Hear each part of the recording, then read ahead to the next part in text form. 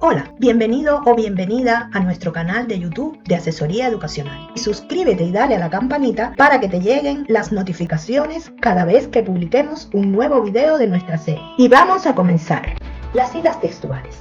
¿Es una cita textual o directa? Es la inclusión legítima de un fragmento del texto de otro autor dentro de un texto de nuestra autoría. Se trata de una forma de expresar lo mencionado por terceros dentro de un texto propio, sin alterar el original, en lo más mínimo, cosa que sería una paráfrasis, ni violentar las normas de autoría, o sea, hacer plagio. Debemos citar esa cita textual.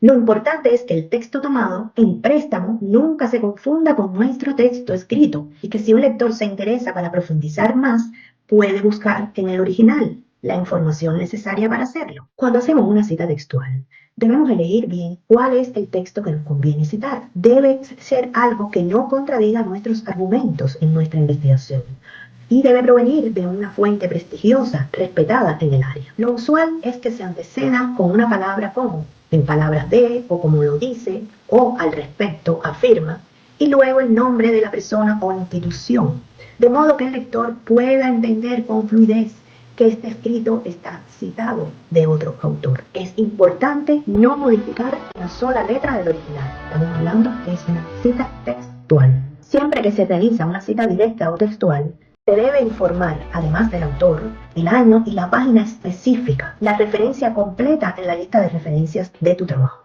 Es conveniente realizar una cita textual solo cuando un autor ha dicho algo memorable y cuando quieras reproducir o responder una definición exacta de alguna idea. Algo que pega con nuestros argumentos de nuestra investigación, además. Las citas textuales se dividen en dos grandes grupos de acuerdo a las normas APA. Están las citas con menos de 40 palabras. Estas deben ser puestas entre comillas y dejarlo como una oración más de nuestro texto.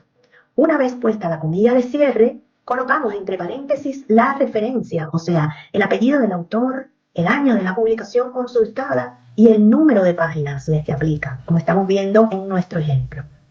Si la cita aparece al final de una oración, el cierre del pasaje citado con comillas cite la fuente entre paréntesis inmediatamente después de las comillas y termine con un punto fuera del paréntesis final.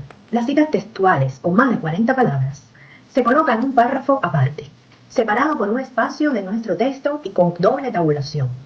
5 espacios de sangría, de manera que quede alineado hacia la derecha. Así colocamos la cita íntegra sin añadir comillas y luego del punto final de la cita colocamos la referencia parentética, o sea, el autor, año y página. Estas citas pueden tener dos maneras. Puede ser cita en bloque con paréntesis, que es agregar al final de la cita el apellido del autor, el año de publicación de la obra y la página donde se encuentra la cita.